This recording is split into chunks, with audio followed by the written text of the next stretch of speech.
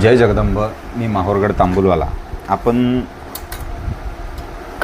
जाणून घेणार आहोत आई रेणुका मातेचा तांदळा कसा घडवतात ते. मी याआधी पण आई रेणुका माते त्या तांदळाविषयी माहिती भक्तांपर्यंत पोहोचवलेली आहे.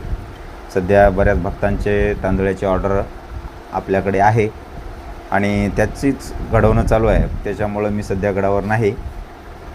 आई रेणुका मातेचा तांदळा घडवण्यासाठी अगोदर मातृतीर्थातील हा बाण आपल्याला भक्त स्वतः काढून देतात किंवा ज्यांचं येणं झालं नाही ते मला सांगतात मी मातृतीर्थावर जाऊन तो बाण काढून घेतो आणि त्याच्यावर आई रेणुका मातेचं स्वरूप घडवण्याचा प्रयत्न करतो.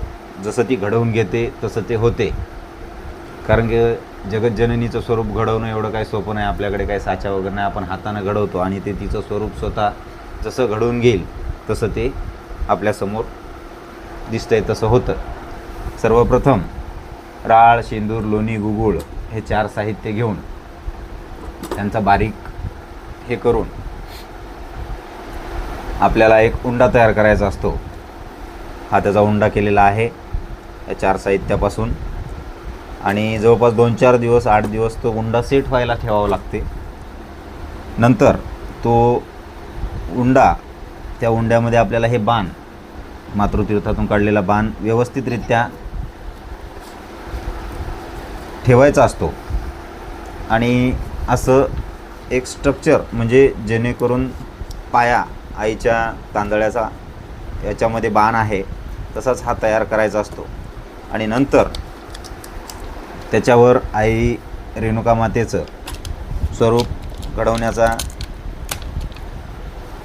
सुरुवात करून नंतर आई रेणुका जवळपास याला 15-20 दिवस किंवा महिनाभर लागतं सेट होण्यासाठी आणि तयार करायचे. थोडं आकार द्यावा लागतो आईच्या स्वरूपाला.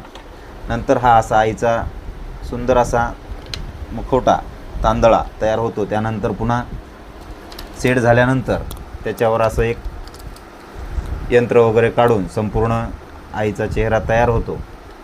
नंतर भक्त ते गडावर आणून त्याचा अभिषेक नैवेद्य करून आईची आईसोबत भेट करून नंतर घरी नेऊन आपल्या स्थापन करतात. ही सगळी प्रोसिजर अशी असते.